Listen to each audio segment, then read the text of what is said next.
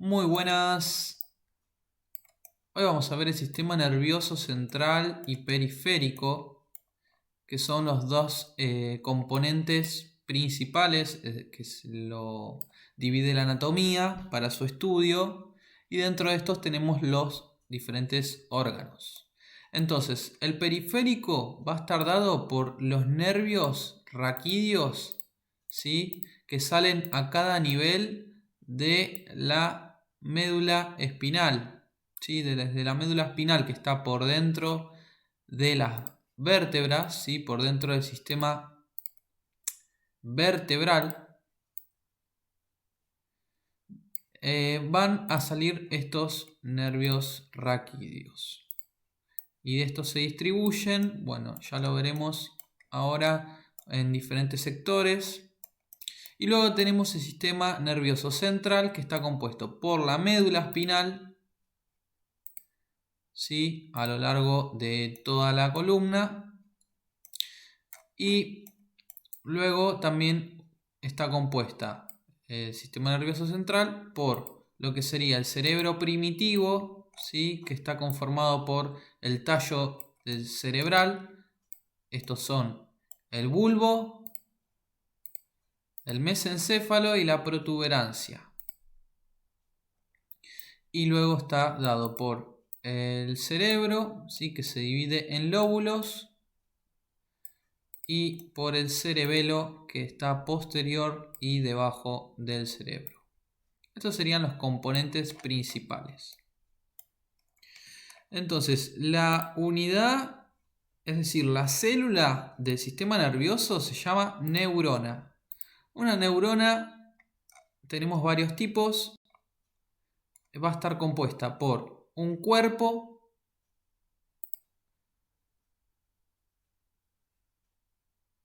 por las dendritas, que son las prolongaciones, es decir, que son las conexiones de una neurona con otra.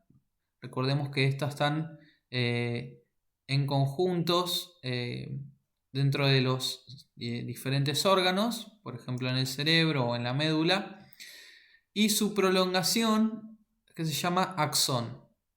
Entonces, una dendrita va a generar la comunicación, ¿sí?, de unas con otras, y el terminar axonal va a inervar, por ejemplo, fibras musculares para desencadenar la contracción.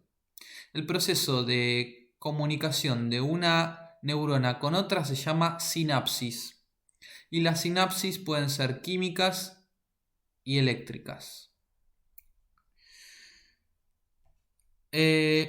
La neurona está recubierta en su parte llamada axón, va a estar cubierta por la célula de Schwann, que lo que va a hacer es generar una capa de mielina, bien, y esta capa va a activarse, ¿sí?, mediante lo que es la electricidad, las cargas de iones positivos y negativos, las cargas eléctricas positivas y negativas. Entonces va a desencadenar saltos, ¿sí?, de un nódulo a otro, aumentando el flujo eléctrico. Esto hace que una neurona, por ejemplo, una motoneurona alfa, hay varios tipos. Las motoneuronas alfa son las que inervan a los músculos estriados, que son voluntarios. Tienen una velocidad de 120 metros por segundo. Entonces eso le permite ir a una velocidad muy grande, y de ahí está la eficacia del sistema nervioso. El sistema nervioso también puede estar hiperexcitado debido a un aumento por ejemplo, del sistema simpático. Esto es el sistema nervioso vegetativo. Es un sistema autónomo que va a aumentar el latido cardíaco, la función respiratoria y también el proceso neuronal de contracción muscular. Entonces tenemos varios tipos de neuronas, pero la principalmente van a ser estas las estructuras. Entonces, una neurona está cubierta por mielina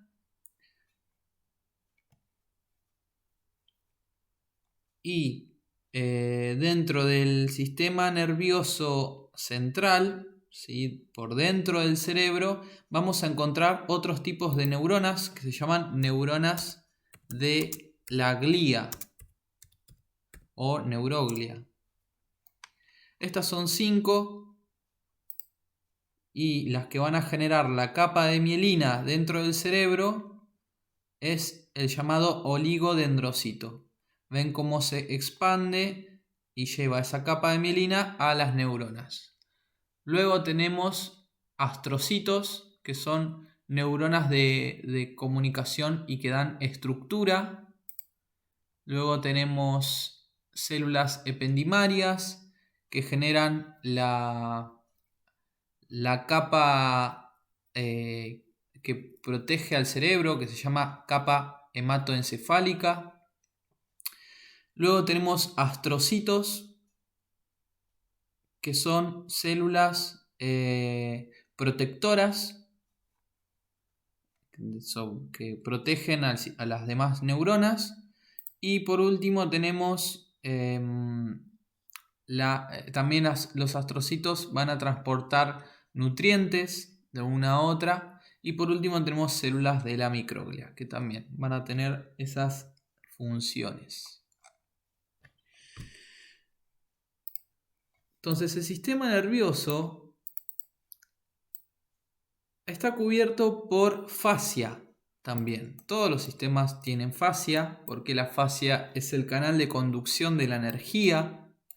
Entonces la fascia en el sistema nervioso lo va a envolver y se va a llamar meninges. Tenemos 3 capas de meninge. La más superficial se llama dura madre. Luego entre medio tenemos la aracnoides y por debajo la pía madre.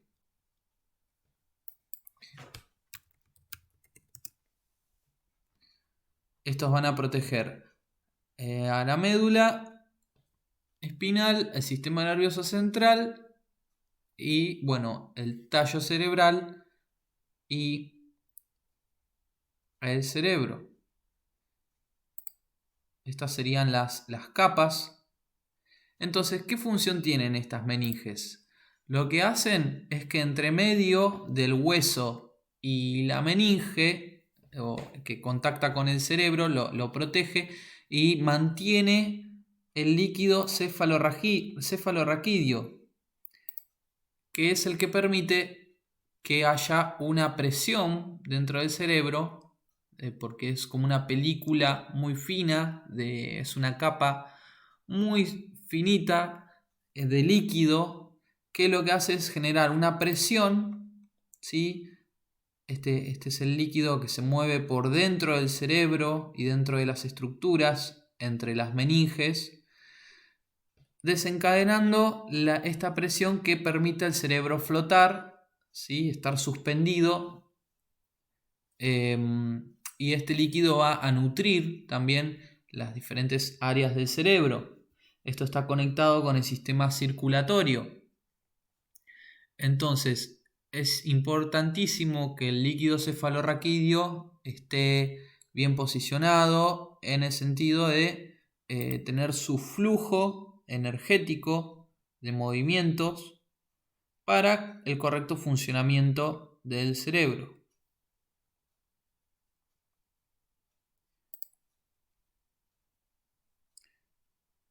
Estos van a estar desencadenados gracias a los ventrículos.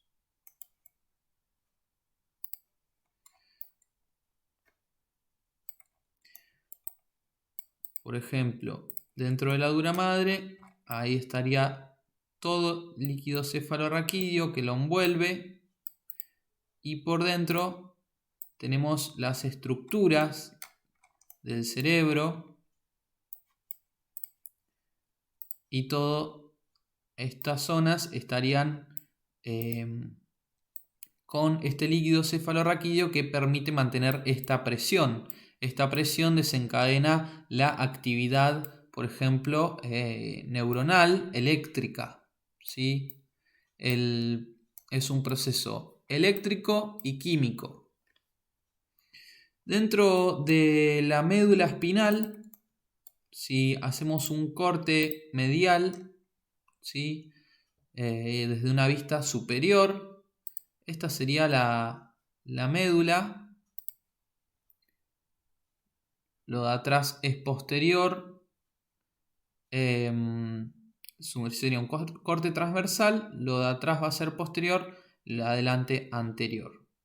Vamos a encontrar la H más oscura es sustancia gris y el resto es sustancia blanca. La sustancia gris van a ser cuerpos neuronales, ¿sí? La central o el ganglio neuronal, que va a salir mediante su axón para la sustancia blanca. La sustancia blanca son las fibras neuronales.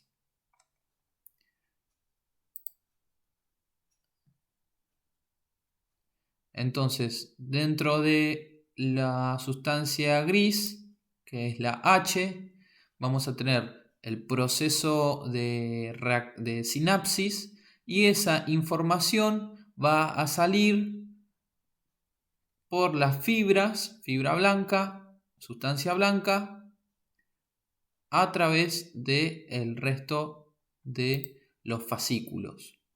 Acá vemos que tenemos diferentes fascículos de información que suben y bajan. ¿Qué quiere decir? Que dentro de las funciones del sistema nervioso tenemos la sensitiva, la motora y la integradora. Vamos a tener diferentes niveles. En la médula, por ejemplo, tenemos información que vamos a recibir, es decir, que va a ser ascendente. Y esto va por la parte posterior. Todo lo sensitivo sube por detrás, es decir, posteriormente. Y lo anterior van a ser fibras que bajan, ¿sí? Desde la sustancia gris hacia la sustancia blanca anterior, ¿sí? Para desencadenar lo motor. Por eso lo sensitivo se llama información ascendente. ¿Qué sería lo sensitivo? El frío, la temperatura, el calor, ¿sí? Las presiones. Para eso tenemos receptores. Diferentes tipos de receptores para la temperatura, el calor, las presiones, ¿sí? Y la información propioceptiva, por ejemplo, que tienen los ligamentos, el grado de tensión. Entonces toda esa información va a subir posteriormente hasta llegar al cerebro, al tálamo.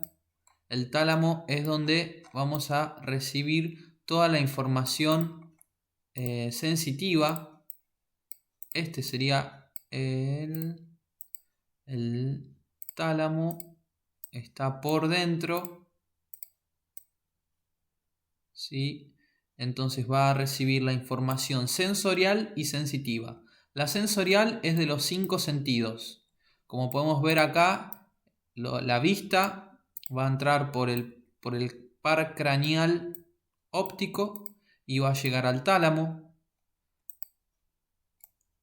Entonces lo que vemos, lo que degustamos, ¿sí? A través de los nervios de los pares craneales que están en la lengua, los tipos de sabores, lo que olemos va a llegar a través del nervio olfatorio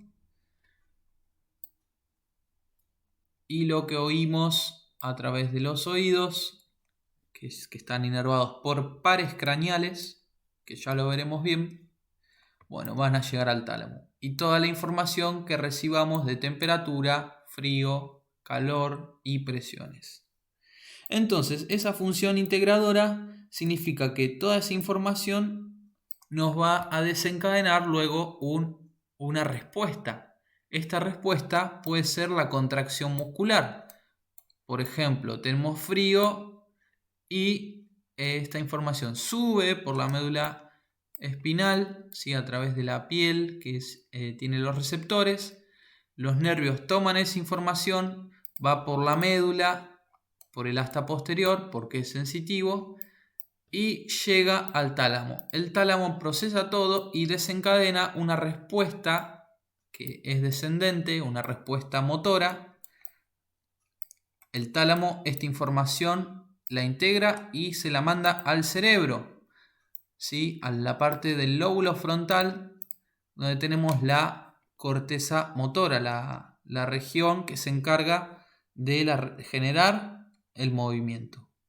Entonces esta información se procesa en el cerebro y luego baja por la médula espinal, por la parte anterior, ¿sí? Que es descendente, y luego sale a través de los nervios raquídeos hacia los músculos. Entonces los músculos se van a contraer, ¿sí?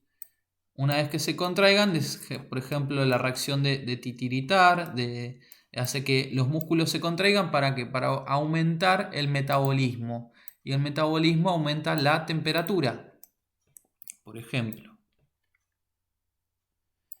Y dentro del cerebro es al revés que a la médula. Tenemos sustancia blanca por fuera y sustancia gris por dentro.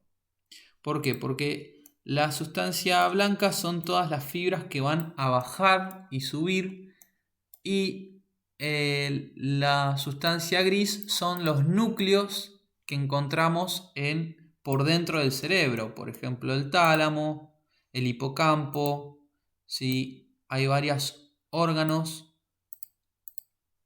que conforman todo el conjunto del cerebro primitivo, donde están formados por núcleos neuronales, ganglios neuronales, agrupaciones de cuerpos de neuronas desde donde salen las fibras luego blancas, ¿sí? Entonces la sustancia gris está por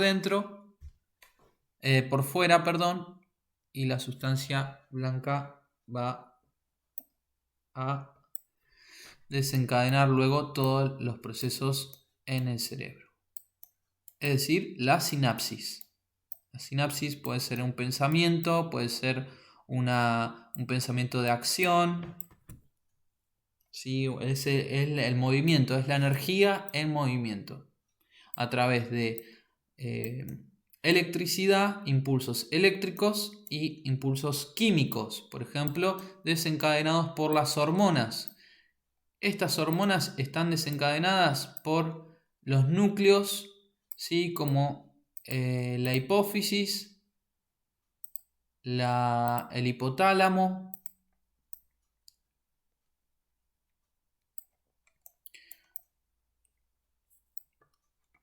entonces las funciones del cerebro son varias. Tenemos la corteza frontal, que está encargada del proceso de pensamiento, de creación del pensamiento, es decir, imaginarnos y visualizar un movimiento, ¿sí? Y visualizar todo lo que es el procesamiento cognitivo superior. Luego tenemos el área del lóbulo temporal, que está relacionada con la audición, ¿sí? Cómo procesamos lo que escuchamos, y lo lleva al lóbulo parietal, donde se procesa lo que hablamos. Luego tenemos dos zonas que se llama cerca de este surco que se llama cisura de Rolando, donde está el área motora primaria, ¿sí? Donde sale el impulso nervioso para la contracción muscular. Y por último el lóbulo occipital, donde se procesa la información visual, ¿sí? Lo que el ojo recibe lo graba en la retina, lo lleva a través del nervio óptico a los centros integrativos del tálamo, y del tálamo pasa al lóbulo occipital. Luego tenemos el cerebelo, que está posterior y debajo del cerebro, y este se encarga de las funciones del equilibrio, la propiocepción, es decir, cómo percibimos nuestro cuerpo en el espacio, ¿sí? Entonces el equilibrio de la percepción, y también el cerebro se encarga de almacenar la información del movimiento y desencadenar luego un mejor movimiento. Es decir, si hacemos cierta postura y vamos haciendo correcciones automáticas a medida que vamos sintiendo la postura. Percibo cómo está mi pie, cómo está mi cuerpo, mi pelvis. Entonces toda esa información se va grabando en el cerebelo y el cerebelo luego dice, bueno, vamos a hacerlo de esta forma que va a resultar mejor. Entonces procesa toda esta información y la lleva hacia el cerebro anterior, ¿sí? A la corteza motora, premotora y motora. En la corteza premotora se genera la acción ideomotriz, ¿sí? Bueno, necesito realizar cierta flexión de hombro para llegar a cierta lugar, ¿sí? Hasta a cierta altura o grado de movimiento. Y de ahí lo pasa a la corteza motora primaria, donde ya el impulso sale para ser decretado y hecho por los músculos mediante la contracción muscular.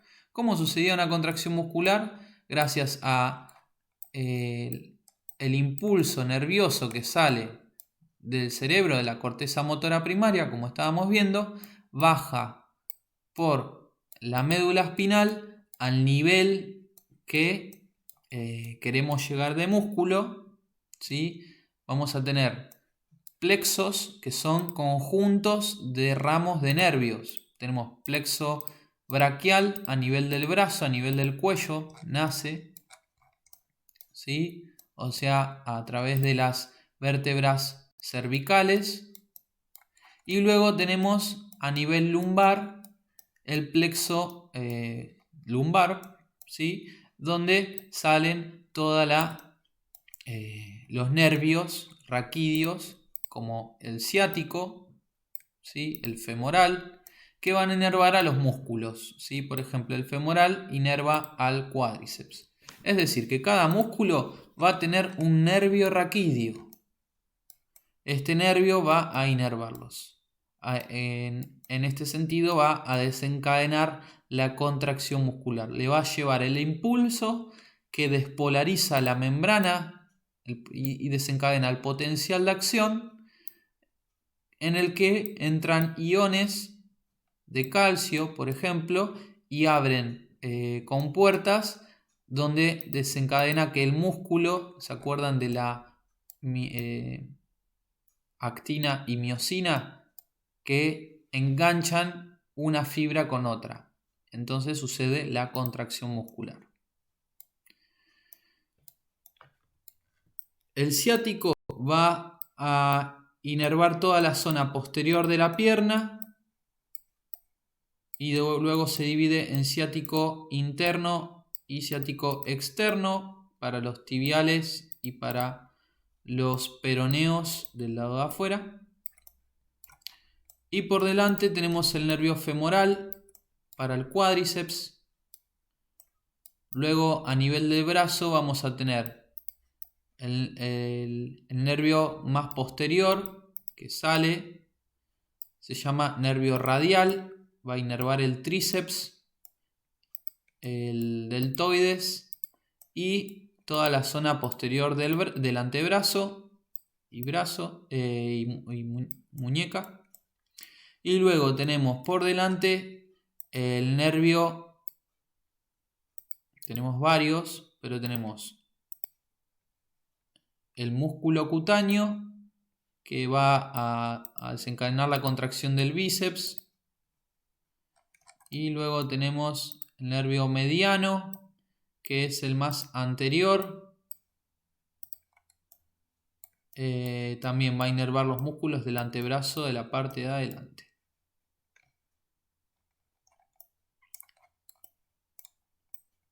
Luego también a nivel cervical van a salir cada nervio para los músculos de la cara, de la mímica.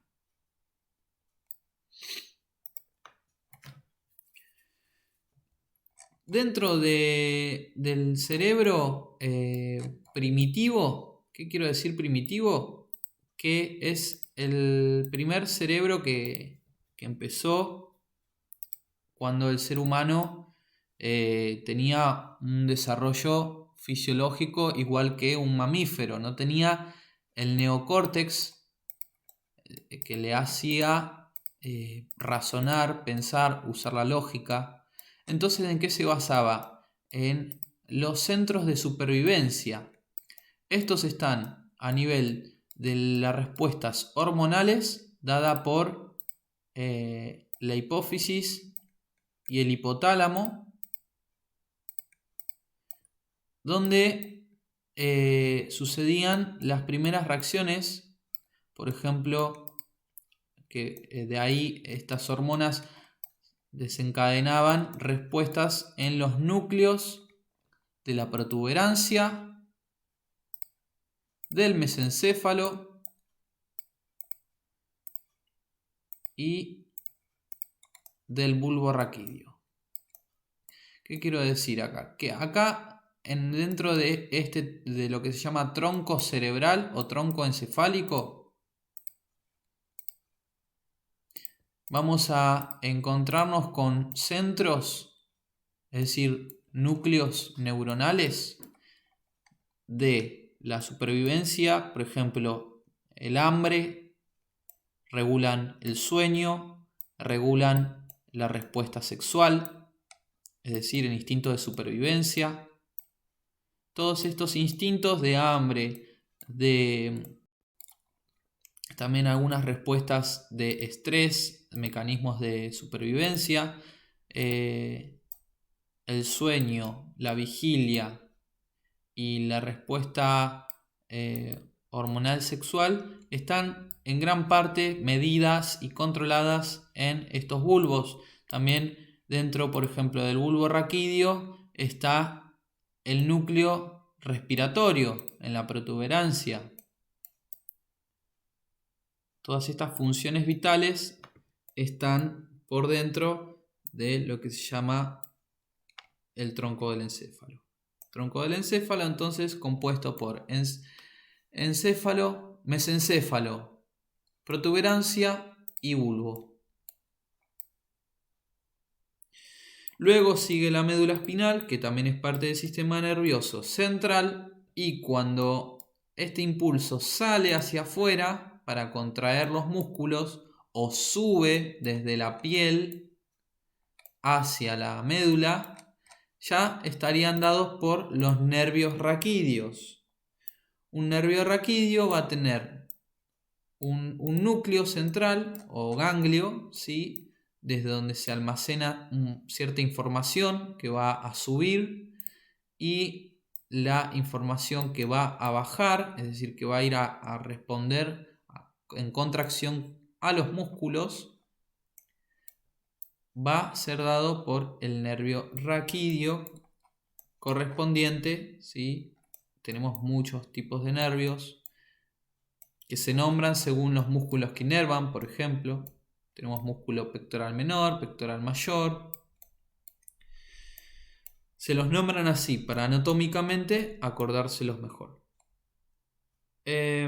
Luego, ¿qué pasa a nivel de la médula? Tenemos algo que se llama arco reflejo, que esto sucede, es uno de los reflejos primitivos, donde si recibimos un estímulo,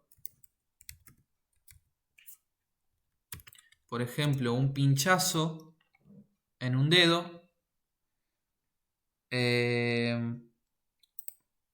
se va a desencadenar una reacción automática. Reflejo quiere decir que va inmediatamente a la médula y se procesa ahí y vuelve a salir en la misma médula. No sube hacia arriba, hacia el cerebro, para que luego desencadene la contracción. ¿Por qué? Porque esto es un instinto de supervivencia fundamental que tiene el sistema nervioso, para actuar rápidamente. Por ejemplo, ponemos la mano en el fuego y no sabemos que está ahí el fuego, nos quema y automáticamente hay una reacción que sube, avisa en la médula a una interneurona que tiene una función integrativa, es decir, asocia esta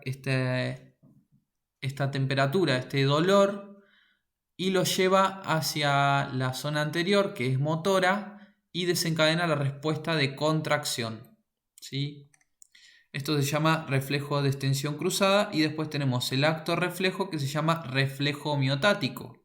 Cuando percutimos un tendón,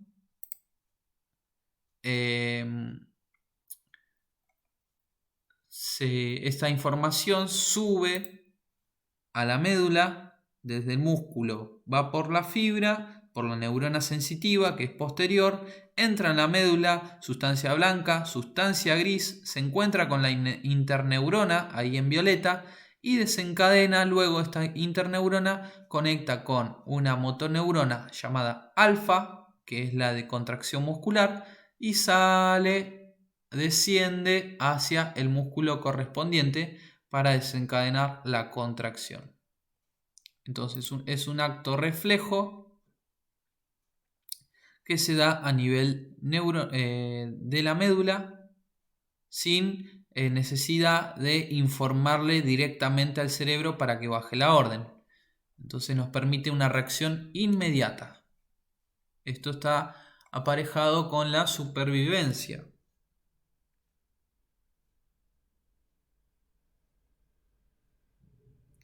Entonces, por último, las funciones del sistema nervioso van a ser la información, asociar la información sensitiva, sensorial y procesar esta info y bajarla a nivel de los músculos, ¿sí? Para desencadenar la contracción muscular.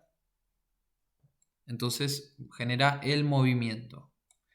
También regula muchas funciones, por ejemplo, desde la protuberancia, el bulbo y el mesencéfalo, como estábamos viendo en el cerebro medio, ¿sí? Porque está a mitad de camino entre la médula y el cerebro superior.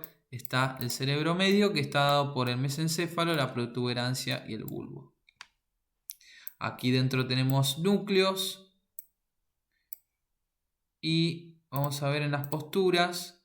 Hay pranayamas como el Kapalabhati que van a aumentar el flujo sanguíneo a nivel cerebral, además de hacer una hiperoxigenación de esta sangre arterial que sube al cerebro para refrescar y lavar los pensamientos, por así decirlo, o la parte energética. Posturas que van a estimular el sistema nervioso son posturas que generan la rotación de la médula espinal.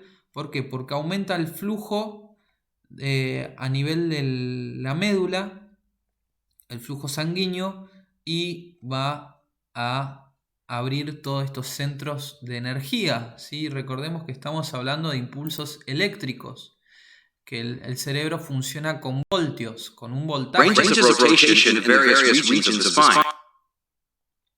Este voltaje, ¿sí? Este voltaje nosotros podemos interferir en este voltaje con el pensamiento consciente.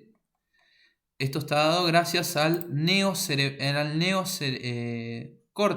¿sí? El cerebro más contemporáneo, el más actualizado, el que nos permite usar la lógica, el raciocinio, el discernimiento. Pero ¿qué pasa si nosotros abusamos de esta información y le damos cada vez más información? El cerebro, recordemos que tiene la capacidad de neuroplasticidad. Esto quiere decir que puede generar nuevas neuronas mediante el pensamiento,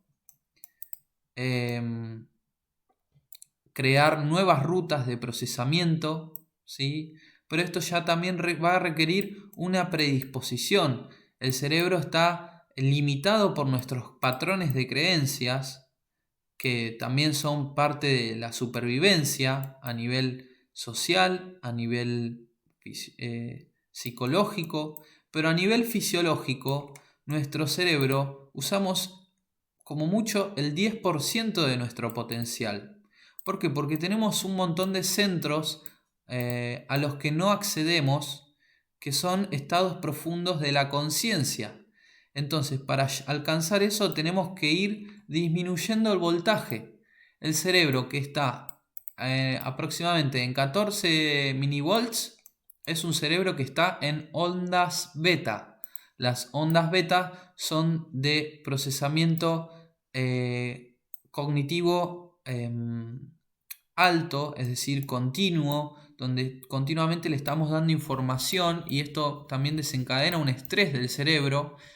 ¿Por qué? Porque el cerebro piensa mejor cuando está calmado, cuando disminuye sus minivolts en un estado alfa, donde el pensamiento es más productivo, ¿sí? Porque tenemos varios tipos de información que van a salir y a entrar.